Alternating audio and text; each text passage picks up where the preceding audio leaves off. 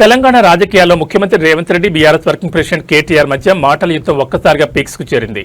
రాష్ట్రంలో కాంగ్రెస్ అధికారంలోకి వచ్చిన నాటి నుంచి నేటి వరకు సాగిన పాలనపై సీఎం రేవంత్ రెడ్డి తీరుపై కేటీఆర్ తీవ్రస్థాయిలో విరుచుకుపడ్డారు.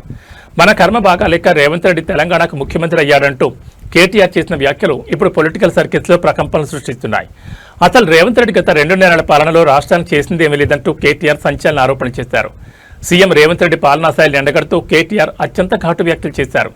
రేవంత్ రెడ్డికి అసలు పాలన చేత కాదని, ఆయనకు కేవలం 2 విషయాలు మాత్రమే వచ్చునని వ్యంగ్యాస్త్రాలు విసిరారు.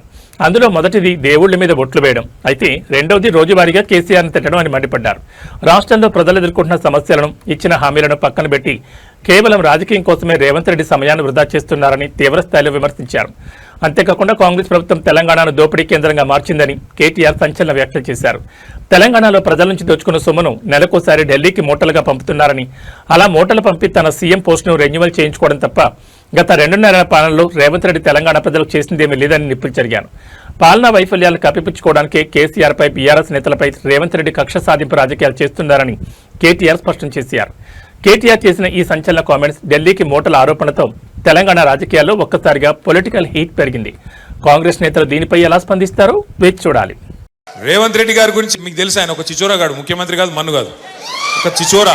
ఏం మాట్లాడతాడో తెలియదు, ఎప్పుడేం ముడతాడో తెలియదు, ఎక్కడేం మాట్లాడాలో తెలియదు. ఒక చిచోరగాడు మన కర్మ బాగలకి అలా ఈ రాష్ట్రానికి ముఖ్యమంత్రి అయిండు. ఢిల్లీకి మూటలు పంపుతాడు, నెలకొకసారి పోతాడు, రెన్యువల్ టప్పాయించుకుంటాడు, వస్తాడు. ఆయనకి ఇంకేం ఎరకలేదు కదా, ఒకటే ఎరక, పైసలు దోసుకోవాలి, ఇక్కడ తీసుకొని మూటలు కట్టాలి, మరి తీసుకుపోయి ఢిల్లీలో రాహుల్ గాంధీకి పెట్టాలి, దండం పెట్టాలి, తప్ప కొట్టించుకోవాలి, మళ్ళీ రావాలి. ఏం చేసిండు 2.5 ఏళ్లలో?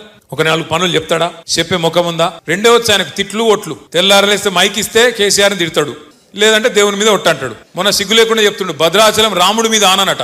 ఇదివరకు పెట్టిన ఓట్లు సరిపోలేదా? ఇదివరకు పెట్టిన ఓట్లు దేవుళ్ళ మీద పెట్టదే. అప్పుడు 2 లక్షల రుణం మాఫీ చేస్తా అని చెప్పి ఆడ దేవుడు ఏ ఊరికి పోతే ఆ ఊరి మీద దేవుని మీద ఒట్టు పెట్టిండు. భద్రాచలం పోతే రాముని మీద ఒట్టు, యాదగిరి పోతే లక్ష్మీ నరసింహస్వామి మీద ఒట్టు, అటు మన అలంపూర్ పోతే జోగులాంబ మీద ఒట్టు. ఇప్పుడు దేవుళ్ళందరూ తలకాయ పట్టుకున్నారట. వీడెక్కడ దొరికిండ్రా మాకు మాయంబడబడ్డాడు అంటే. మాటలు కోటలు దాటుతున్నాయి కానీ పనులు మాత్రం చేతులు కూడా దాటుతలేవు, కడప దాటుతలేవు.